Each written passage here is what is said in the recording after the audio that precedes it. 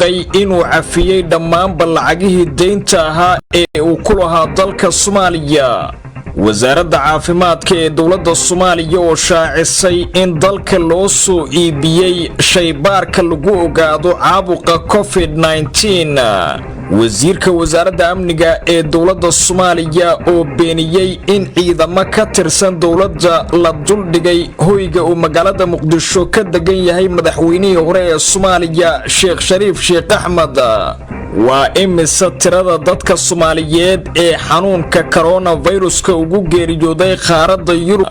dowladda federaalka ee Soomaaliya oo dab qabadsiisay qaad laga keenay dalka Itoobiya lana doonayay in si kontrabaan loogu gudbiyo gudaha magaalada Muqdisho. ciidamada danab ee dowladda Soomaaliya oo gacanta ku dhigay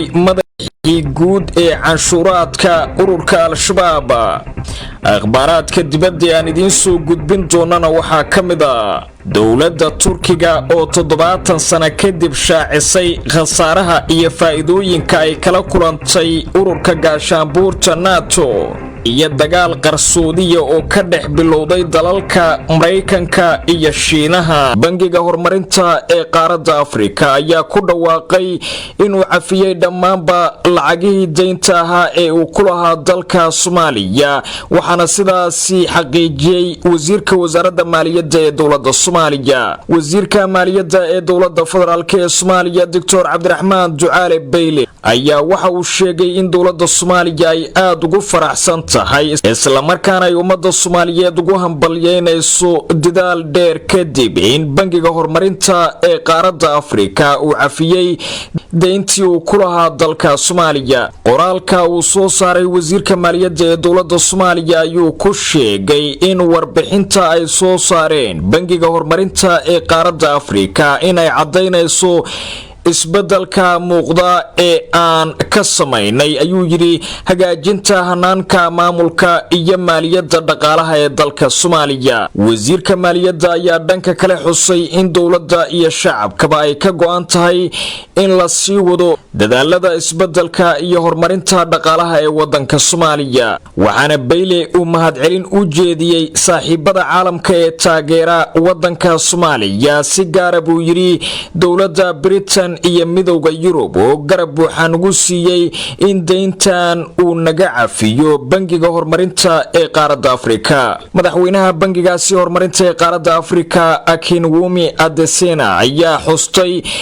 in tani ay tahay waqti taariikhi u ah dowladda federaalka ee Soomaaliya, iyadoo sheegtay inayna aad ugu faraxsan yihiin isla markaana ay soo dhaweynayaan dadaalada dowladda federaalka ee Soomaaliya ay ka samaysay horumarinta dhaqaalaha iyo isbeddelka dhinaca maaliyadda.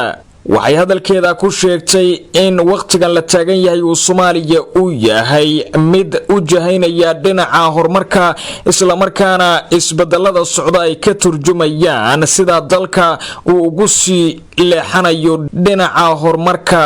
iyo barwaaqa sooranka. wasaaradda caafimaadka iyo daryeelka bulshada ee dowladda federaalka ee Soomaaliya ayaa shaaca ka qaaday in dowladda Soomaaliya ay soo iibsatay shaybaarka lagu ogaado cudurka coronavirus-ka oo farabaan ku haya dalal badan oo ku yaala caalamkan aynu ku noolnahay. wasaaradda caafimaadka ee dowladda Soomaaliya ayaa si rasmi ah u xaqiijisay in markii ugu horeysay dowladda federaalka ee Soomaaliya ay dalka keentay shaybaarka COVID-19 oo ay iyadu soo iibsatay. wasaaradda caafimaadka ee dalka ma aysan shaacin dalka laga soo iibsaday shaybaarka lagu baaro cudurka halista ah ee coronavirus-ka, kaasoo ay dunida ugu dhinteen dad ku dhow 15,000 oo ruux dhammaanba daafaha caalamka. wasaaradda caafimaadku waxay sidoo kale warbixinteeda ku sheegtay in qalabkani uusan ahayn mid loogu deeqay dowladda federaalka, balse ay iyadu isku hawshay sidii dalka loo keeni lahaa qalabkaasi isla markaana ay lacagteeda ku soo iibsatay. wasaaradda caafimaadka ee xukuumadda Soomaaliya ayaa dhawaan sheegtay in magaalada Muqdisho laga helay qof qaba caabuqa COVID-19 kaas oo ka yimid dalka dibadiisa isla markaana dowladdu ay karantiishay. sidoo kale dowladda ayaa joojisay duulimaadyadii caalamiga ahaa ee dalka imaan jiray iyo kuwii ka bixi jiray sidoo kale waxay xirtay dhammaanba goobaha warshadaha dalka si looga hortago faafidda cudurkaasi COVID-19 sidoo kale wasaaradda caafimaadka ayaa xustay in dowladdu ay sii wadi doonto in ay hubiso badqabka shacabka Soomaaliyeed isla markaana ay keento wax kasta oo dadka looga badbaadin karo loogana hortagi karo caabuqan dunida walaaqaya ee COVID-19 wasiirka wasaaradda amniga ee xukuumadda federaalk ee Soomaaliya Maxamed Abuukar Islow Adducaali ayaa beeniyay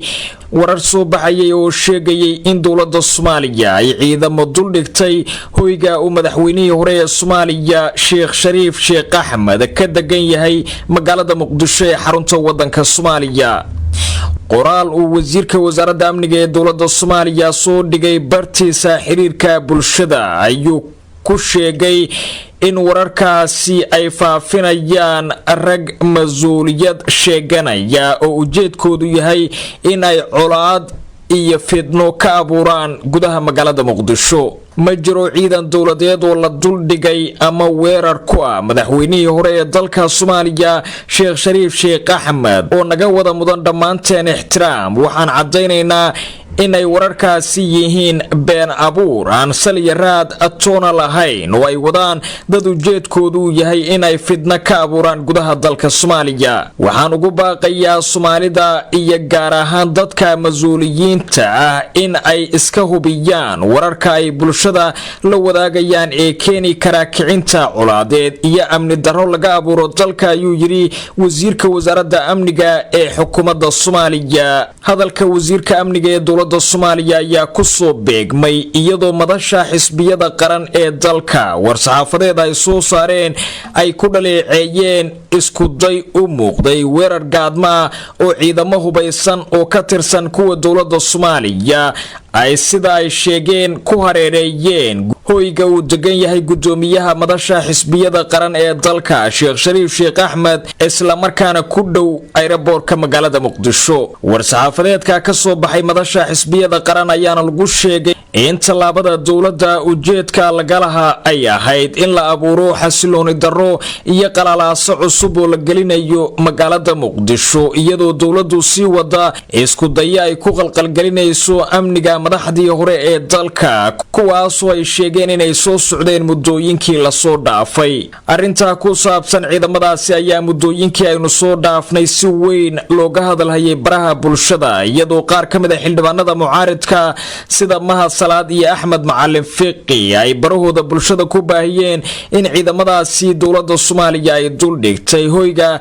madaxweynihii hore ee Soomaaliya uu ka degan yahay magaalada Muqdisho ee xarunta wadanka Soomaaliya waa tahay saaxiibayaal qodobo kale oo Soomaalida iyo caalamkaba ku saabsan ayaa inoo soo socda haatanse iyadoo xanuunka faafaha daran ee COVID-19 uu si weyn saameyn ugu yeeshay caalamka oo dhan ayaa waxa isu soo taraya tirada dadka Soomaalida ah ee qaaradda Yurub ugu geeriyoonaya xanuunkaasi coronaviruska qaaradda Yurub oo kamida meelaha uu saameynta ballaaran ku yeeshay xanuunkani faafa ee COVID-19 ayaa ilaa haatan waxaa laga diiwaan geliyay 12 qof oo Soomaaliya isla markaana dalalka qaaradda Yurub ugu geeriyooday sabab la xiriira xanuunkaasi 12 qof ee ah muwaadiniinta Soomaaliyeed isla markaana la xaqiijiyay ayaa ku kala dhintay dalalka Sweden, Denmark iyo Britain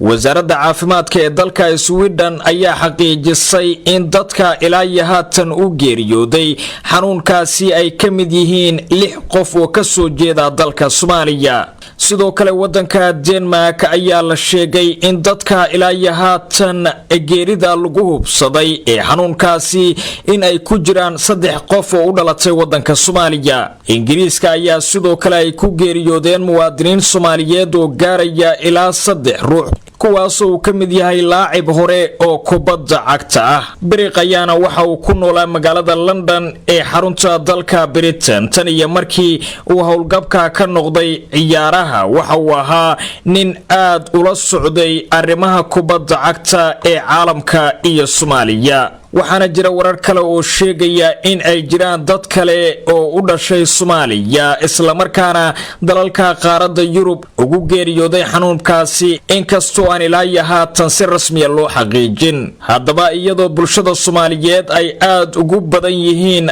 dalalka uu saameynta ku yeeshay caabuqa COVID-19 ayaa haddana loo baahan yahay in muwaadiniinta Soomaaliyeed ay muujiyaan taxadar dheeraad ah si ay u badbaadiyaan noloshooda. waa in muwaadiniinta Soomaaliyeed ee ku sugan dalalka uu saameeyay cudurkani ay qaataan talooyinka ka imaanaya khubarada dhinaca caafimaadka ee dalalka ay ku nool yihiin isla markaana ay guryahooda joogaan. waxyaabaha ugu badan ee cudurkaasi haatan sida weyn dadka uu ugu dhex faafayo ayaa ah booqashada iyo goobaha ay bulshadu iskugu imaanayso, iyadoo dadka Soomaaliyeed ee halkani inaga daawanayana dhammaantood looga baahan yahay in ay taxadarka sare u qaadaan maadaama cudurka saameyntiisu ay sii kordhayso isla markaana aan weli lagu guuleysan in la helo daawada tallaalka ah. waxaa sidoo kale muhiim ah inaad joojisaan booqashada iyo salaanta gacan qaadka taasoo keeni karta in aad si fudud uga qaado qofka qaba cudurkaasi COVID-19.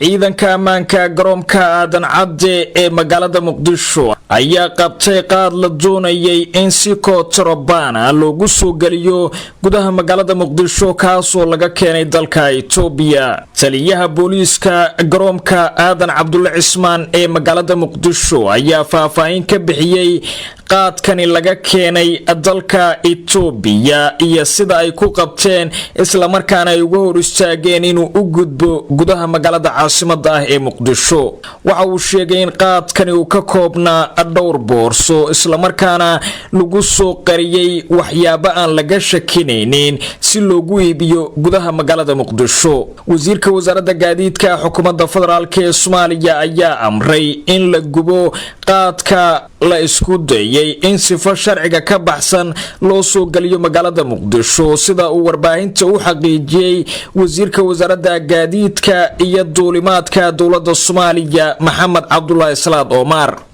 wasiirka ayaa xusay in qaadkan la isku dayay in lagu soo dhex qariyo fasaxii duulimaadka labada maalin ee ay samaysay dowladda federaalka ee Soomaaliya. ujeedaduna ay ahayd in ay dalka yimaadaan muwaadiniinta Soomaaliyeed ee ku xaniman garoomada caalamka. maalmihii u dambeeyay magaalada Muqdisho waxaa siyaabo kala duwan loo keenayay qaad kontrabaan waxaana lagu kala iibsanayay qiimo aad u sareeya, waxaana meelaha qaar halkii marduuf lagu kala iibsanayay $200 ilaa $300 halka markii hore lagu kala iibsan jiray wax ka yar $20. dhanka kale gudoomiyaha maxkamadda gobolka Banaadir oo tagay goobta qaadkaasi lagu gubayay waxa uu sheegay in haatan wixii ka dambeeya cidii lagu arko in ay cudurka coronaviruska in ay waxyaabaha la mamnuucay soo gelinayso dalka in laga qaadi doono tallaabo sharciga waafaqsan isla markaana aan maxkamaddu ka hari doonin. ganacsatada qaadka soo dejisa ayaa isku dayay inay ka faa'iideystaan fursadda labada maalin ee dowladda Soomaaliya ay fasaxday duulimaadyada caadiga ah, waxayna qaadka ku soo dhex qariyeen boorsooyin iyo jeegaga lagu qaato hilibka oodkaca. war-saxaafadeed ka soo baxay wasaaradda warfaafinta dhaqanka iyo dalxiiska ee dowladda Soomaaliya ayaa lagu xaqiijiyay in ciidamada danab ay gacanta ku soo dhigeen sargaal sare oo ka tirsan xarakada Shabaab kadib howlgallo laga sameeyay gobolka Shabeellaha Hoose. howlgalkan ay qaadeen ciidamada ammaanka dowladda Soomaaliya xilli habeenimo ay ku soo qabteen Ibrahim Maxamed Roble oo al-Shabaab u qaabilsanaa canshuuraha sidoo kalena kamid ahaa xoogaga amniyaadka ee ka howlgala gobolka Shabeellaha Hoose. qabashada mas'uulkan sare ee ka tirsan Shabaab ayaa ku soo aadaysa xilli dhawaan ciidamada ammaanka ee dowladda Soomaaliya ay fuliyeen howlgallo ay ku soo qabteen madaxii sirdoonka al-Shabaab Xasan Asuuley kaasoo gacanta lagu dhigay isagoo ku sugan magaalada Janaale. soo qabashada mas'uuliyiintan sarsare ee al-Shabaab ayaa ku soo aadaysa xilli ciidamada dowladda iyo kuwa amisom ay al-Shabaab kala wareegeen gacan ku haynta magaalada Janaale oo muhiim u ah isku socodka qaybaha kala duwan ee bulshada gobolka Shabeellaha Hoose. hoose. xarakada shabaab ayaan weli ka hadlin warkani ka soo baxay dowladda Soomaaliya ee lagu sheegay in gacanta lagu soo dhigay u qaabilsanihii canshuuraha gobolkaasi Shabeellaha Hoose Ibraahim Maxamed Roble. waxaana sidoo kale qoraalka lagu sheegay in dowladda Soomaaliya ay sii wadi doonto baacsiga dagaalyahanada shabaab oo dagaal ba'an kula jira ciidanka dowladda Soomaaliya koonfurta iyo bartamaha wadanka Soomaaliya. halka naga daawanaysaan waa Garaa TV saaxiibayaal wararka dibadda ayaynu haatan u gudbaynaa. dowladda Turkiga ayaa shaaca ka qaaday in 70 sano kadib ay aad u yar yihiin faa'iidooyinka dowladda dalkaasi ay kala kulantay ku biiritaankii xogaga gaashaanbuurta NATO. madaxa guud ee xuquuqul insaanka dowladda Turkiga Hakan Oglu oo akhrinayay warbixinta sanadlaha ah ee hay'adda baarlamaanka u qaabilsan arrimaha dabagalka ayaa sheegay in ay aad u yar tahay faa'iidooyinka xukuumadda Ankara ay ka heshay ku biiritaankii ururkaasi gaashaanbuurta NATO. waxa uu sheegay in dowladda Turkigu ay haatan isbedel ku sameynayso siyaasadeeda arrimaha dibadda iyo la dhaqanka reer galbeedka. waxaana uu sheegay in haddii NATO aysan wax ka bedelin siyaasadeeda ku wajahan Turkiga ay iyaguna qaadan doonaan qorshayaal horle oo ka dhana xogagaasi. waxa uu yiri waxaanu ku biirnay xogaga gaashaanbuurta NATO sanadkii 1952 inagoo si dhaqsala u noqonay mid ka mid ah awoodaha ugu horeeya xogagaasi, balse ma jiro faa'iidooyin la taaban karo oo aynu ka helnay ku biiritaankaasi. warbixinta ayaa NATO ku canaananaysay in aysan waxba ka oranin tacadiyada dowladda Giriigu ay kula dhaqantay qaxootiga ku sii qulqulaya qaaradda Yurub ee ay ooda ka rogtay dowladda Turkigu. waxaana uu sheegay inta badalkeeda NATO ay markasta dhaleecaynayso dowladda Turkiga iyadoo wadata danaheeda u gaarka isla markaana ku aadan in la xakameeyo arrimaha qaxootiga. waxa uu yiri haatan waxaa jira qorshayaal cusub oo aynu inagu dejinay, laakiin haddii NATO ay isku daydo in ay ka hortimaado taasi waxay ka dhigan tahay in NATO aanay marnaba doonaynin in ay ka shaqayso danaha amniga ee dowladda Turkiga. dalalka Shiinaha iyo Mareykankana waxaa ka dhex bilowday dagaal hoose oo aan muuqanin kaasoo ku saabsan caabuqa dunida ku sii fidaya ee COVID-19. madaxweyne Donald Trump ayaa marar badan ku celceliyay in cudurkani hadda dunida dhibaato ku haya lagu tilmaami karo fayruska Shiinaha, halka wasiirkiisa arrimaha dibadda Mark Pompeo uu ku tilmaamay fayruska Wuhan oo ah magaaladii uu ka dilaacay cudurkaasi ee dalka Shiinaha, arrintaas oo ka careysiisay xukuumadda Beijing. madaxweynaha iyo xogayaha arrimaha dibadda ee Mareykanka Mark Pompeo ayaa Shiinaha ku dhaliceeyay in ay ku guul daraysteen wax ka qabashada fayruska, balse afayeen u hadlay Shiinaha ayaa ku gacan sayray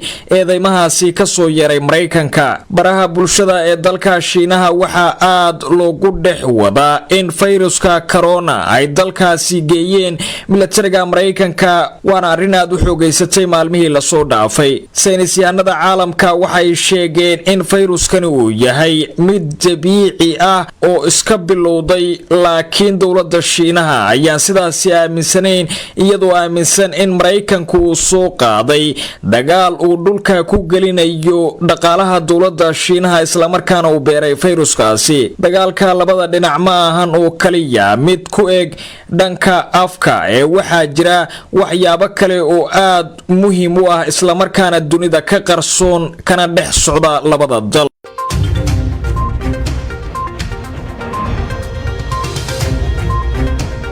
bangiga horumarinta qaaradda Afrika oo ku dhawaaqay inuu cafiyay dhammaan lacagihii deynta ahaa ee uu ku lahaa dalka Soomaaliya.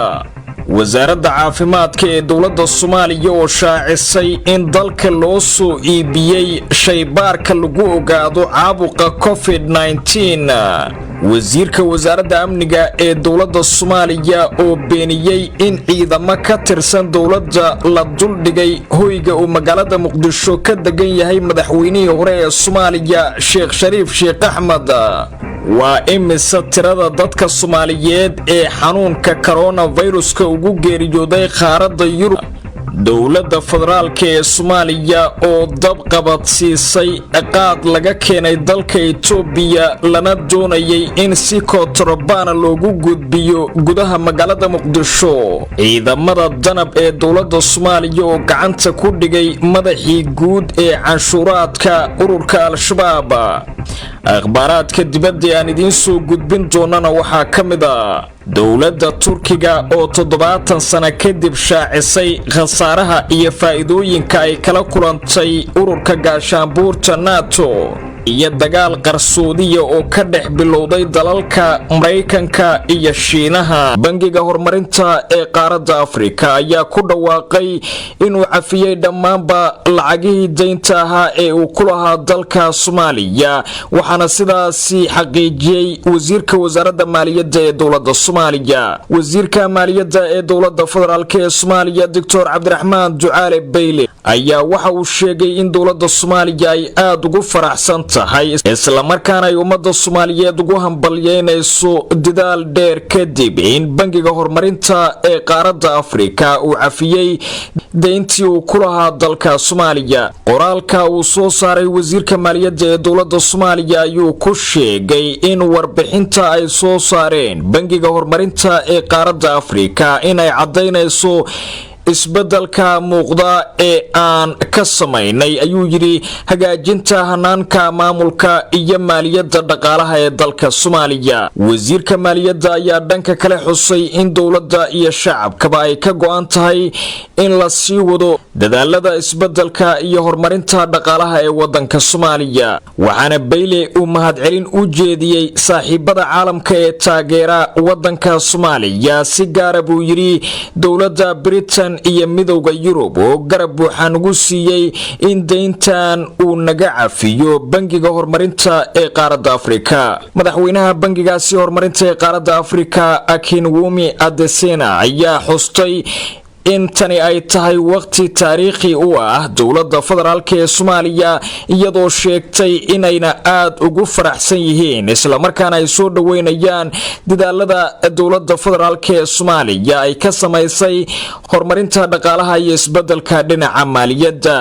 waxay hadalkeeda ku sheegtay in waqtigan la taagan yahay uu Soomaaliya uu yahay mid u jahaynaya dhinaca horumarka isla markaana isbeddelada socda ay ka turjumayaan sida dalka uu ugu sii leexanayo dhinaca horumarka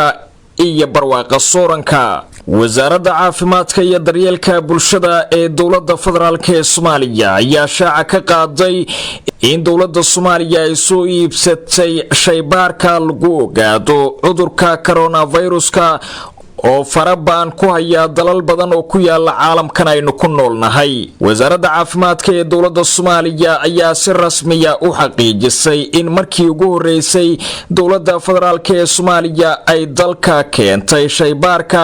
COVID-19 oo ay iyadu soo iibsatay. wasaaradda caafimaadka ee dalka ma aysan shaacin dalka laga soo iibsaday shaybaarka lagu baaro cudurka halista ah ee coronaviruska, kaasoo ay dunida ugu dhinteen dad ku dhow 15,000 oo ruux dhammaan badaafaha caalamka. wasaaradda caafimaadku waxay sidoo kale warbixinteeda ku sheegtay in qalabkani uusan ahayn mid loogu deeqay dowladda federaalka, balse ay iyadu isku hawshay sidii dalka loo keeni lahaa qalabkaasi isla markaana ay lacagteeda ku soo iibsatay. wasaaradda caafimaadka ee xukuumadda Soomaaliya ayaa dhowaan sheegtay in magaalada Muqdisho laga helay qof qaba caabuqa COVID-19 kaas oo ka yimid dalka dibadiisa isla markaana dowladdu ay karantiishay.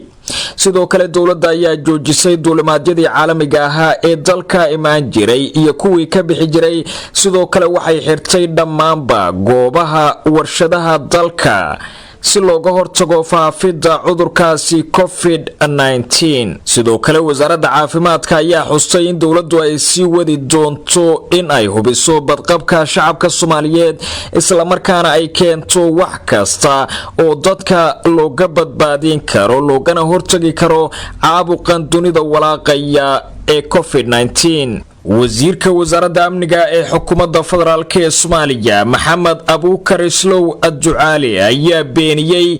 warar soo baxayay oo sheegayay in dowladda Soomaaliya ay ciidamo dul dhigtay hoyga uu madaxweynihii hore ee Soomaaliya Sheekh Shariif Sheekh Axmed ka degan yahay magaalada Muqdisho ee xarunta wadanka Soomaaliya.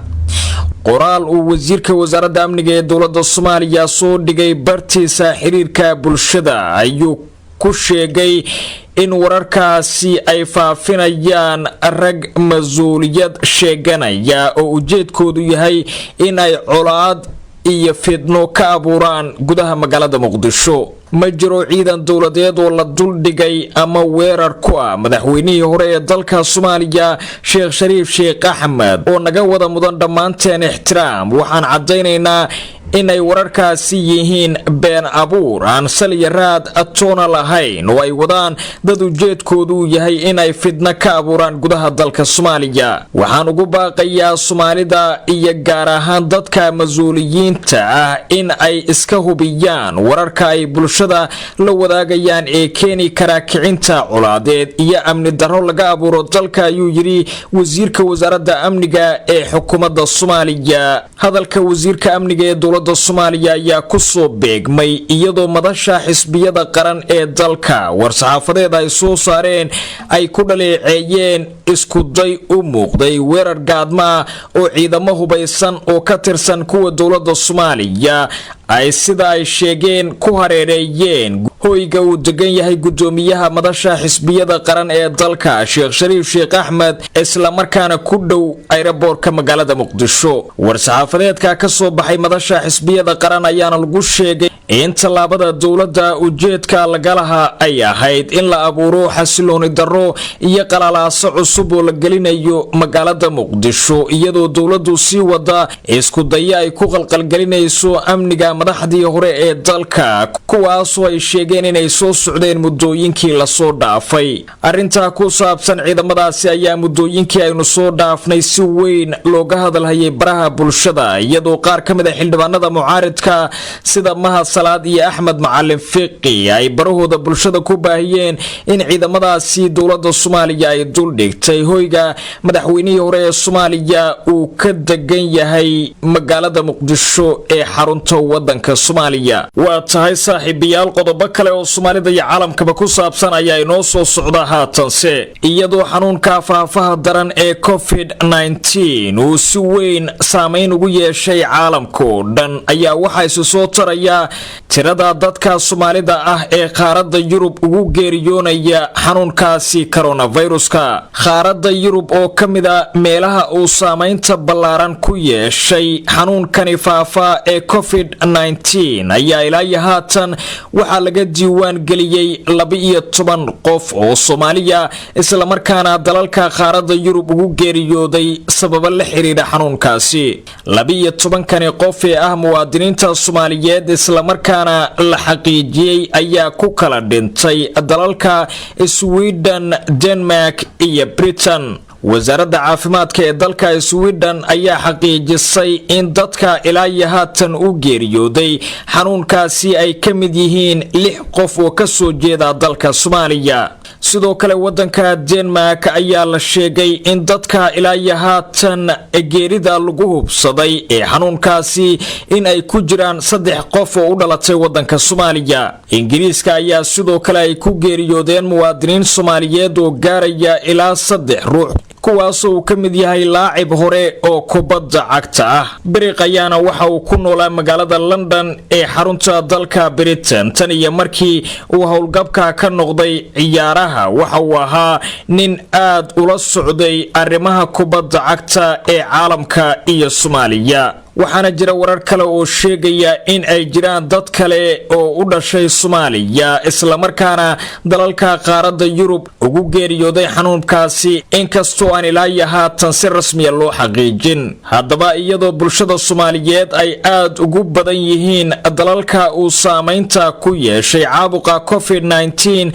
ayaa haddana loo baahan yahay in muwaadiniinta Soomaaliyeed ay muujiyaan taxadar dheeraad ah si ay u badbaadiyaan noloshooda. Waa in muwaadiniinta Soomaaliyeed ee ku sugan dalalka uu saameeyay cudurkani ay qaataan talooyinka ka imaanaya khubarada dhinaca caafimaadka ee dalalka ay ku nool yihiin, isla markaana ay guryahooda joogaan. waxyaabaha ugu badan ee cudurkaasi haatan sida weyn dadka uu ugu dhex faafayo ayaa ah booqashada iyo goobaha ay bulshadu iskugu imaanayso, iyadoo dadka Soomaaliyeed ee halkani inaga daawanayana dhammaantood looga baahan yahay in ay taxadarka sare u qaadaan maadaama cudurka saameyntiisu ay sii kordhayso, isla markaana aan weli lagu guuleysan in la helo daawada tallaalka ah. waxaa sidoo kale muhiim ah inaad joojisaan booqashada iyo salaanta gacan qaadka, taasoo keeni karta in aad si fudud uga qaado qofka qaba cudurkaasi COVID-19. ciidanka ammaanka garoonka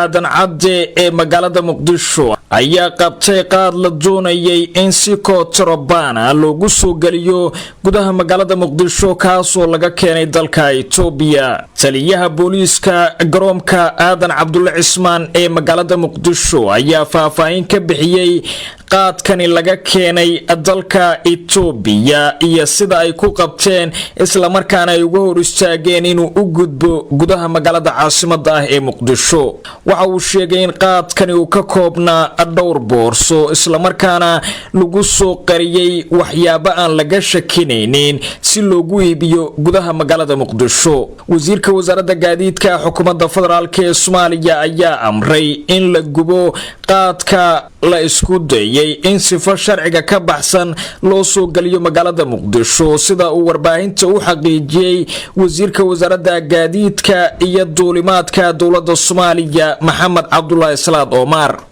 wasiirka ayaa xusay in qaadkan la isku dayay in lagu soo dhex qariyo fasaxii duulimaadka labada maalin ee ay samaysay dowladda federaalka ee Soomaaliya, ujeedaduna ay ahayd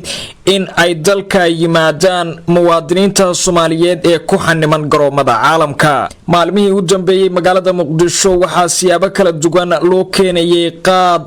kontrabaan waxaana lagu kala iibsanayay qiimo aad u sareeya, waxaana meelaha qaar halkii marduuf lagu kala iibsanayay $200 ilaa $300, halka markii hore lagu kala iibsan jiray wax ka yar $20. dhanka kale gudoomiyaha maxkamadda gobolka Banaadir oo tagay goobta qaadkaasi lagu gubayay waxa uu sheegay in haatan wixii ka dambeeya cidii lagu arko in ay cudurka coronaviruska in ay waxyaabaha la mamnuucay soo gelinayso dalka in laga qaadi doono tallaabo sharciga waafaqsan, isla markaana aan maxkamadu ka hari doonin. ganacsatada qaadka soo dejisa ayaa isku dayay inay ka faa'iideystaan fursadda labada maalin ee dowladda Soomaaliya ay fasaxday duulimaadyada caadiga ah, waxayna qaadka ku soo dhex qariyeen boorsooyin iyo jeegaga lagu qaato hilibka oodkaca. war-saxaafadeed ka soo baxay wasaaradda warfaafinta dhaqanka iyo dalxiiska ee dowladda Soomaaliya ayaa lagu xaqiijiyay in ciidamada danab ay gacanta ku soo dhigeen sargaal sare oo ka tirsan xarakada Shabaab kadib howlgallo laga sameeyay gobolka Shabeellaha Hoose. howlgalkan ay qaadeen ciidamada ammaanka dowladda Soomaaliya xilli habeenimo ay ku soo qabteen Ibrahim Maxamed Roble oo al-Shabaab u qaabilsanaa canshuuraha, sidoo kalena kamid ahaa xoogaga amniyaadka ee ka howlgala gobolka Shabeellaha Hoose. qabashada mas'uulkan sare ee ka tirsan Shabaab ayaa ku soo aadaysa xilli dhawaan ciidamada ammaanka ee dowladda Soomaaliya ay fuliyeen howlgallo ay ku soo qabteen madaxii sirdoonka al-Shabaab Xasan Asuuley, kaasoo gacanta lagu dhigay isagoo ku sugan magaalada Janaale. soo qabashada mas'uuliyiintan sarsare ee al-Shabaab ayaa ku soo aadaysa xilli ciidamada dowladda iyo kuwa amisom ay al-Shabaab kala wareegeen gacan ku haynta magaalada Janaale oo muhiim u ah isku socodka qaybaha kala duwan ee bulshada gobolka Shabeellaha Hoose.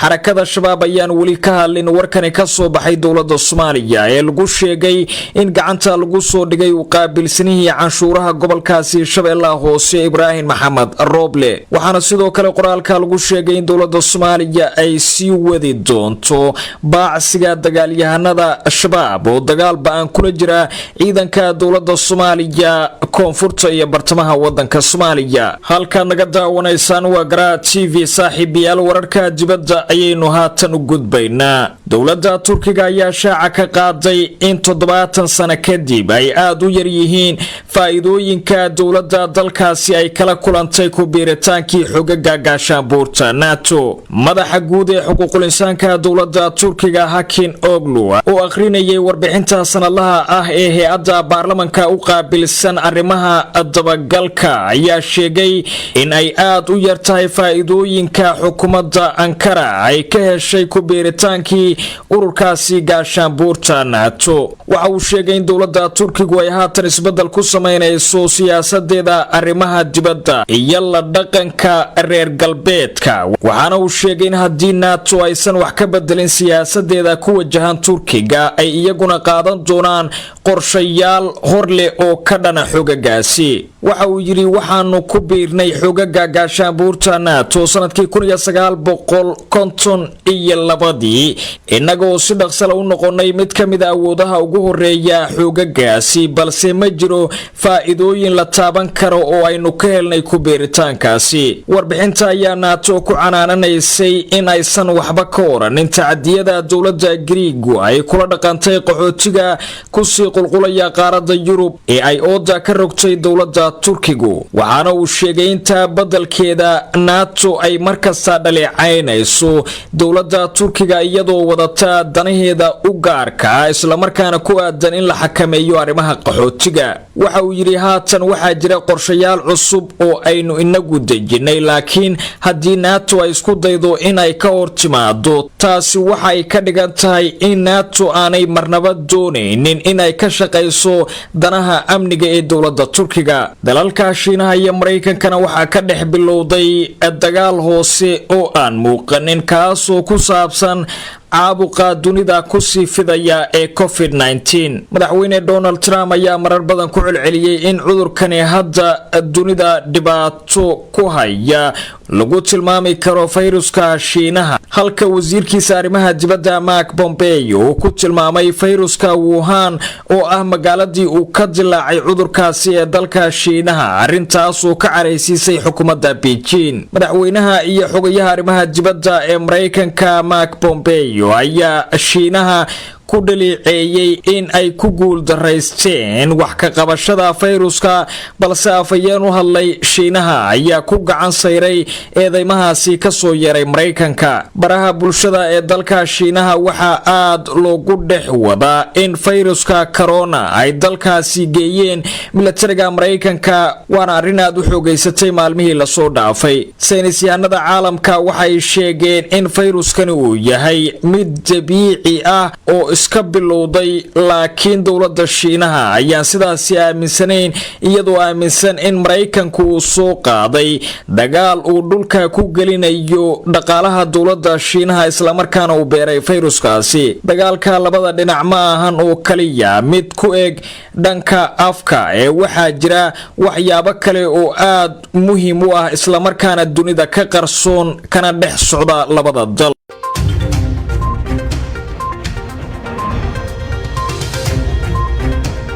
bangiga horumarinta qaaradda Afrika oo ku dhawaaqay inuu cafiyay dhammaan lacagihii deynta ahaa ee uu ku lahaa dalka Soomaaliya.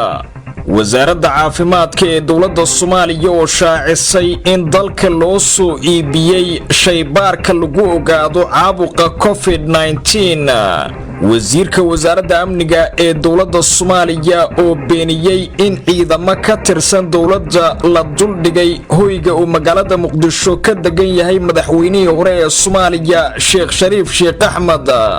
waa imisa tirada dadka Soomaaliyeed ee xanuunka coronaviruska ugu geeriyooday qaaradda Yurub. dowladda federaalka ee Soomaaliya oo dab qabad siisay qaad laga keenay dalka Itoobiya lana doonayay in si kontrabaan loogu gudbiyo gudaha magaalada Muqdisho. ciidamada danab ee dowladda Soomaaliya oo gacanta ku dhigay madaxii guud ee canshuuraadka ururka Al-Shabaab. akhbaaraadka dibadda aan idiin soo gudbin doonana waxaa ka mid ah dowladda Turkiga oo 70 sano kadib shaacisay khasaaraha iyo faa'iidooyinka ay kala kulantay ururka gaashaanbuurta NATO.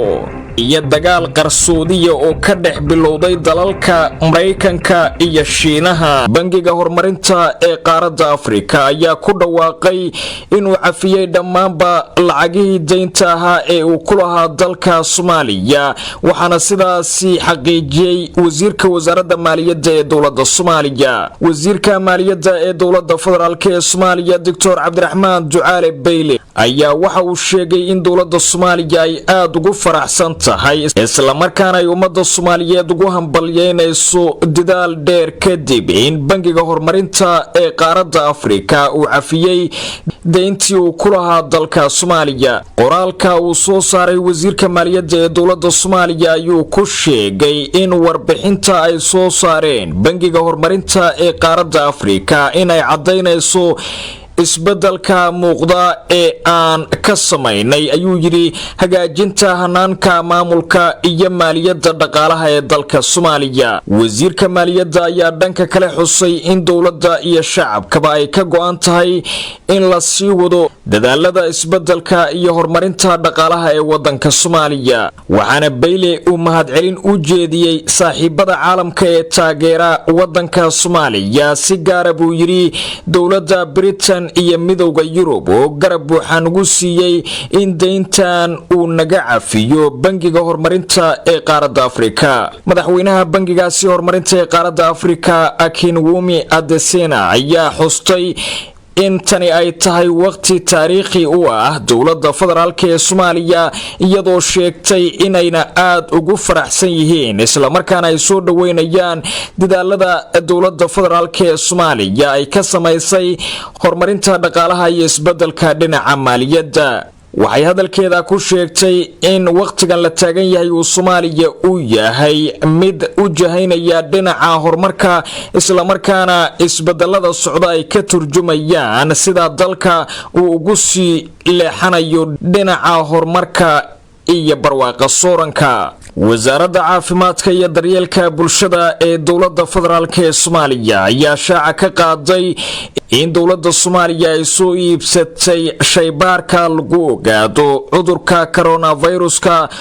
oo farabaan ku haya dalal badan oo ku yaala caalamkan aynu ku noolnahay. wasaaradda caafimaadka ee dowladda Soomaaliya ayaa si rasmi ah u xaqiijisay in markii ugu horeysay dowladda federaalka ee Soomaaliya ay dalka keentay shaybaarka COVID-19 oo ay iyadu soo iibsatay. wasaaradda caafimaadka ee dalka ma aysan shaacin dalka laga soo iibsaday shaybaarka lagu baaro cudurka halista ah ee coronaviruska, kaasoo ay dunida ugu dhinteen dad ku dhow 15,000 oo ruux dhammaanba daafaha caalamka. wasaaradda caafimaadku waxay sidoo kale warbixinteeda ku sheegtay in qalabkani uusan ahayn mid loogu deeqay dowladda federaalka, balse ay iyadu isku hawshay sidii dalka loo keeni lahaa qalabkaasi isla markaana ay lacagteeda ku soo iibsatay. wasaaradda caafimaadka ee xukuumadda Soomaaliya ayaa dhowaan sheegtay in magaalada Muqdisho laga helay qof qaba caabuqa COVID-19 kaas oo ka yimid dalka dibadiisa isla markaana dowladdu ay karantiishay.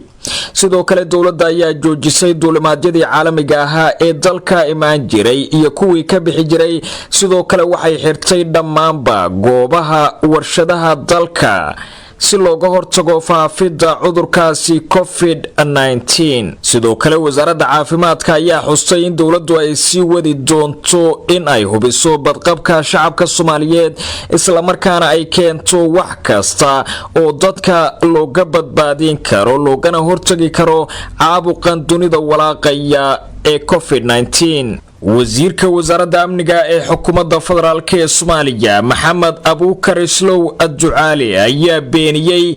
warar soo baxayay oo sheegayay in dowladda Soomaaliya ay ciidamo dul dhigtay hoyga uu madaxweynihii hore ee Soomaaliya Sheekh Shariif Sheekh Axmed ka degan yahay magaalada Muqdisho ee xarunta wadanka Soomaaliya. qoraal uu wasiirka wasaaradda amniga ee dowladda Soomaaliya soo dhigay bartiisa xiriirka bulshada ayuu ku sheegay in wararkaasi ay faafinayaan rag mas'uuliyad sheeganaya oo ujeedkoodu yahay in ay colaad iyo fidno ka abuuraan gudaha magaalada muqdisho. ma jiro ciidan dowladeed oo la duldhigay ama weerar ku ah madaxweynihii hore ee dalka Soomaaliya Sheekh Shariif Sheekh Axmed oo naga wada mudan dhammaanteen ixtiraam. waxaan cadeynaynaa inay wararkaasi yihiin been abuur aan sal iyo raad atoona lahayn oo ay wadaan dad ujeedkoodu yahay inay fidna ka abuuraan gudaha dalka Soomaaliya. waxaan ugu baaqayaa Soomaalida iyo gaar ahaan dadka mas'uuliyiinta ah in ay iska hubiyaan wararka ay bulshada la wadaagayaan ee keeni kara kicinta colaadeed iyo amni darro laga abuuro dalka, ayuu yiri wasiirka wasaaradda amniga ee xukuumadda Soomaaliya. hadalka wasiirka amniga ee dowladda Soomaaliya ayaa ku soo beegmay iyadoo madasha xisbiyada qaran ee dalka war-saxaafadeed ay soo saareen ay ku dhaleeceeyeen isku day u muuqday weerar gaadma oo ciidamo hubaysan oo ka tirsan kuwa dowladda Soomaaliya ay sida ay sheegeen ku hareereeyeen hoyga uu degan yahay gudoomiyaha madasha xisbiyada qaran ee dalka Sheekh Shariif Sheekh Axmed isla markaana ku dhow aeroboortka magaalada Muqdisho. war-saxaafadeedka ka soo baxay madasha xisbiyada qaran ayaana lagu sheegay in talaabada dowladda ujeedka laga lahaa ay ahayd in la abuuro xasilooni darro iyo qalaalaaso cusub oo la gelinayo magaalada Muqdisho, iyadoo dowladdu sii wada isku day ay ku qalqalgelinayso amniga madaxdii hore ee dalka kuwaasoo ay sheegeen inay soo socdeen muddooyinkii la soo dhaafay. arrinta ku saabsan ciidamadaasi ayaa muddooyinkii aynu soo dhaafnay si weyn looga hadalhayay baraha bulshada, iyadoo qaar ka mid ah xildhibaanada mucaaridka sida Mahad Salaad iyo Axmed Macalin Fiqi ay barahooda bulshada ku baahiyeen in ciidamadaasi dowladda Soomaaliya ay dul dhigtay hoyga madaxweynihii hore ee Soomaaliya uu ka degan yahay magaalada Muqdisho ee xarunta wadanka Soomaaliya. waa tahay saaxiibayaal, qodobo kale oo Soomaalida iyo caalamkaba ku saabsan ayaa inoo soo socda haatanse, iyadoo xanuunka faafaha daran ee COVID-19 uu si weyn saameyn ugu yeeshay caalamka oo dhan ayaa waxaa isu soo taraya tirada dadka Soomaalida ah ee qaaradda Yurub ugu geeriyoonaya xanuunkaasi coronaviruska. qaaradda Yurub oo kamida meelaha uu saameynta ballaaran ku yeeshay xanuunkani faafa ee COVID-19 ayaa ilaa haatan waxaa laga diiwaan geliyay 12 qof oo Soomaaliya isla markaana dalalka qaaradda Yurub ugu geeriyooday sababo la xiriira xanuunkaasi. 12 qof ee ah muwaadiniinta Soomaaliyeed isla markaana la xaqiijiyay ayaa ku kala dhintay dalalka Sweden, Denmark iyo Britain. wasaaradda caafimaadka ee dalka Sweden ayaa xaqiijisay in dadka ilaa haatan u geeriyooday xanuunkaasi ay ka mid yihiin 6 qof oo ka soo jeeda dalka Soomaaliya. sidoo kale wadanka Denmark ayaa la sheegay in dadka ilaa haatan geerida lagu hubsaday ee xanuunkaasi in ay ku jiraan 3 qof oo u dhalatay wadanka Soomaaliya. Ingiriiska ayaa sidoo kale ay ku geeriyoodeen muwaadiniin Soomaaliyeed oo gaaraya ilaa 3 ruux kuwaasoo uu ka mid yahay laacib hore oo kubadda cagta ah. biriq ayaana waxa uu ku noolaa magaalada London ee xarunta dalka Britain tan iyo markii uu howlgabka ka noqday ciyaaraha. waxa uu ahaa nin aad ula socday arrimaha kubadda cagta ee caalamka iyo Soomaaliya. waxaana jira warar kale oo sheegaya in ay jiraan dad kale oo u dhashay Soomaaliya isla markaana dalalka qaaradda Yurub ugu geeriyooday xanuunkaasi inkastoo aan ilaa haatan si rasmi ah loo xaqiijin. haddaba iyadoo bulshada Soomaaliyeed ay aad ugu badan yihiin dalalka uu saameynta ku yeeshay caabuqa COVID-19 ayaa haddana loo baahan yahay in muwaadiniinta Soomaaliyeed ay muujiyaan taxadar dheeraad ah si ay u badbaadiyaan noloshooda. waa in muwaadiniinta Soomaaliyeed ee ku sugan dalalka uu saameeyay cudurkani ay qaataan talooyinka ka imaanaya khubarada dhinaca caafimaadka ee dalalka ay ku nool yihiin isla markaana ay guryahooda joogaan. waxyaabaha ugu badan ee cudurkaasi haatan sida weyn dadka uu ugu dhex faafayo ayaa ah booqashada iyo goobaha ay bulshadu iskugu imaanayso, iyadoo dadka Soomaaliyeed ee halkani inaga daawanayana dhammaantood looga baahan yahay in ay taxadarka sare u qaadaan maadaama cudurka saameyntiisu ay sii kordhayso isla markaana aan weli lagu guuleysan in la helo daawada tallaalka ah. waxaa sidoo kale muhiima inaad joojisaan booqashada iyo salaanta gacanqaadka taasoo keeni karta in aad si fudud uga qaado qofka qaba cudurkaasi covid-19. ciidanka ammaanka garoonka aadan cadde ee magaalada muqdisho ayaa qabtay qaad la doonayay in si kootarobana loogu soo geliyo gudaha magaalada muqdisho kaasoo laga keenay dalka Itoobiya. taliyaha booliiska garoonka aadan cabdulle cismaan ee magaalada muqdisho ayaa faahfaahin ka bixiyay qaadkani laga keenay dalka Itoobiya iyo sida ay ku qabteen isla markaana ay uga hor istaageen inuu u gudbo gudaha magaalada caasimadda ah ee muqdisho. waxa uu sheegay in qaadkani uu ka koobnaa dhowr boorso isla markaana lagu soo qariyay waxyaabo aan laga shakinaynin si loogu iibiyo gudaha magaalada muqdisho. wasiirka wasaaradda gaadiidka xukuumadda federaalka ee Soomaaliya ayaa amray in la gubo qaadka la isku dayay in sifo sharciga ka baxsan loo soo galiyo magaalada muqdisho sida uu warbaahinta u xaqiijiyay wasiirka wasaaradda gaadiidka iyo duulimaadka dowladda Soomaaliya Maxamed Cabdullaahi Salaad Omar.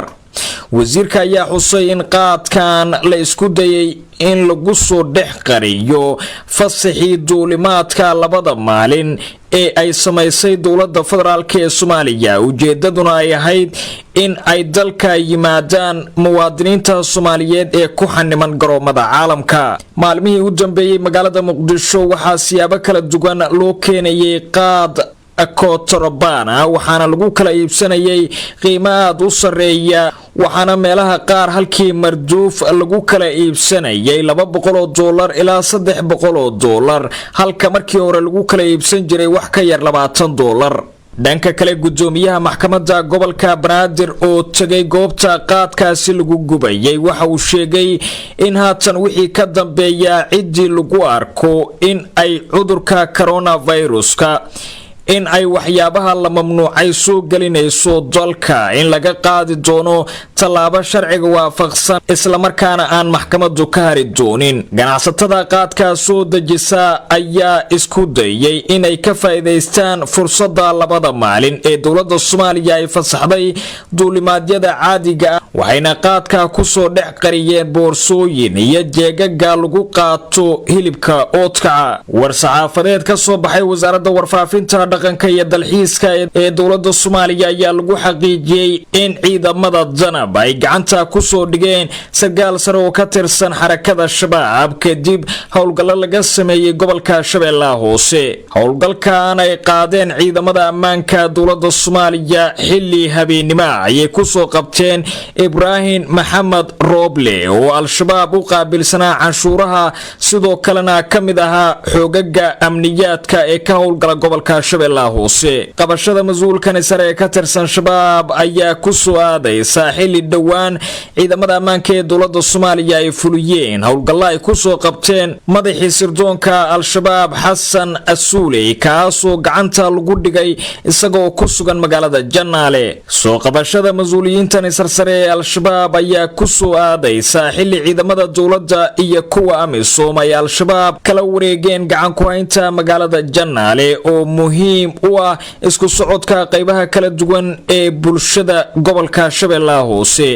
xarakada shabaab ayaan wali ka hadlin warkani ka soo baxay dowladda Soomaaliya ee lagu sheegay in gacanta lagu soo dhigay u qaabilsanihii canshuuraha gobolkaasi Shabeellaha Hoose Ibrahim Maxamed Roble. waxaana sidoo kale qoraalka lagu sheegay in dowladda Soomaaliya ay sii wadi doonto baacsiga dagaalyahanada shabaab oo dagaal ba'an kula jira ciidanka dowladda Soomaaliya koonfurta iyo bartamaha wadanka Soomaaliya. halka naga daawanaysaan waa Garaa TV saaxiibayaal wararka dibadda ayaynu haatan u gudbaynaa. dowladda Turkiga ayaa shaaca ka qaaday in 70 sano kadib ay aad u yar yihiin faa'iidooyinka dowladda dalkaasi ay kala kulantay ku biiritaankii xogaga gaashaanbuurta NATO. madaxa guud ee xuquuqul insaanka dowladda Turkiga Hakan Oglu oo akhrinayay warbixinta sanadlaha ah ee hay'adda baarlamaanka u qaabilsan arrimaha dabagalka ayaa sheegay in ay aad u yartahay faa'iidooyinka xukuumadda Ankara ay ka heshay ku biiritaankii ururkaasi gaashaanbuurta NATO. waxa uu sheegay in dowladda Turkigu ay haatan isbedel ku sameynayso siyaasadeeda arrimaha dibadda iyo la dhaqanka reer galbeedka. waxaana uu sheegay in haddii NATO aysan wax ka bedelin siyaasadeeda ku wajahan Turkiga ay iyaguna qaadan doonaan qorshayaal horle oo ka dhana xogagaasi. waxa uu yiri waxaanu ku biirnay xogaga gaashaanbuurta NATO sanadkii 1952 inagoo si dhaqso u noqonay mid ka mid ah awoodaha ugu horeeya xogagaasi, balse ma jiro faa'iidooyin la taaban karo oo aynu ka helnay ku biiritaankaasi. warbixinta ayaa NATO ku canaananaysay in aysan waxba ka oranin tacadiyada dowladda Giriigu ay kula dhaqantay qaxootiga ku sii qulqulaya qaaradda Yurub ee ay ooda ka rogtay dowladda Turkigu. waxaana uu sheegay inta badalkeeda NATO ay markasta dhaleecaynayso dowladda Turkiga iyadoo wadata danaheeda u gaarka isla markaana ku aadan in la xakameeyo arrimaha qaxootiga. waxa uu yiri haatan waxaa jira qorshayaal cusub oo aynu inagu dejinay, laakiin haddii NATO ay isku daydo in ay ka hortimaado taasi waxa ay ka dhigan tahay in NATO aanay marnaba doonaynin in ay ka shaqayso danaha amniga ee dowladda Turkiga. dalalka Shiinaha iyo Mareykankana waxaa ka dhex bilowday dagaal hoose oo aan muuqanin kaasoo ku saabsan caabuqa dunida ku sii fidaya ee COVID-19. madaxweyne Donald Trump ayaa marar badan ku celceliyay in cudurkani hadda dunida dhibaato ku haya lagu tilmaami karo fayruska Shiinaha, halka wasiirkiisa arrimaha dibadda Mark Pompeo uu ku tilmaamay fayruska Wuhan oo ah magaaladii uu ka dilaacay cudurkaasi ee dalka Shiinaha, arrintaas oo ka careysiisay xukuumadda Beijing. madaxweynaha iyo xogayaha arrimaha dibadda ee Mareykanka Mark Pompeo ayaa Shiinaha ku dhaliceeyay in ay ku guul daraysteen wax ka qabashada fayruska, balse afayeen u hadlay Shiinaha ayaa ku gacan sayray eedeymahaasi ka soo yeeray Mareykanka. baraha bulshada ee dalka Shiinaha waxaa aad loogu dhex wadaa in fayruska corona ay dalkaasi geeyeen militariga Mareykanka, waana arrin aad u xoogaysatay maalmihii la soo dhaafay. saynisyahanada caalamka waxay sheegeen in fayruskani uu yahay mid dabiici ah oo iska bilowday, laakiin dowladda Shiinaha ayaan sidaasi aaminsanayn,